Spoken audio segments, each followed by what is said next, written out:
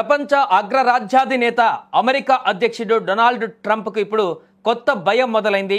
నిన్న మొన్నటి వరకు భారత విషయంలో విషం కక్కిన ట్రంప్ ఇప్పుడు తగ్గుతున్నట్లుగా కనిపిస్తోంది. టారిఫ్ల పేరుతో, రష్యా నుంచి చెమురు కొనుగోళ్ల పేరుతో భారత్ పైన విమర్శలు గుప్పించిన ట్రంప్ మెల్లగా వెనకడుగు వేస్తున్నాడు. అసలు విషయం ఇప్పుడిప్పుడే బోధపడుతుంది. ట్రంప్ ప్రభుత్వ విధానాల పట్ల సొంత పార్లమెంటు నుంచే ఇప్పుడు వ్యతిరేకత మొదలైంది.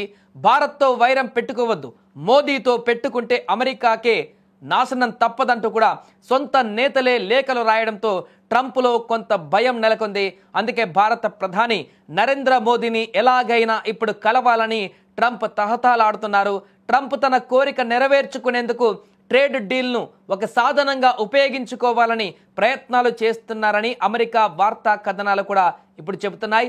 భారత్ అమెరికా దేశాల మధ్య ద్వైపాక్షిక వాణిజ్య ఒప్పందం కూడా చాలా కాలంగా చర్చలు జరుగుతున్నాయి. ఇరు దేశాల ప్రతినిధులు పలుమార్లు భేటీ అయినా ఇప్పటి వరకు ఒక ఏకాభిప్రాయం మాత్రం కుదరలేదు.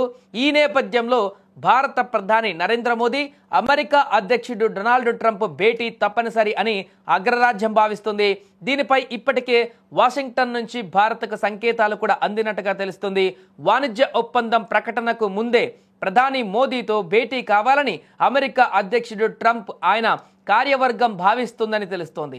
వాస్తవానికి ఒకసారి ట్రేడ్ డీల్ కుదిరిన తర్వాతే ఇరు దేశాధినేతలు మాట్లాడుకోవడం అనేది భారత విధానం. అయితే ఇక్కడ ట్రంప్ ప్రోటోకాల్ను పక్కన పెడుతున్నట్లుగా కనిపిస్తోంది. గతంలో కూడా చాలా కాలంగా అనుసరిస్తున్న ప్రోటోకాల్స్ను ట్రంప్ చాలాసార్లు పక్కన పెట్టేశారు. ఈ నెల అక్టోబర్ 26 నుంచి 28 మధ్య మలేషియాలోని కౌలాలంపూర్లో ఆసియన్ ఈస్ట్ ఇండియా నేతల సదస్సు జరగనుంది.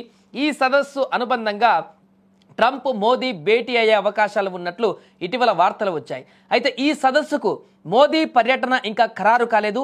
దీనిపై చర్చలు జరుగుతున్నట్లుగా కేంద్ర ప్రభుత్వ అధికారులు వెల్లడించారు.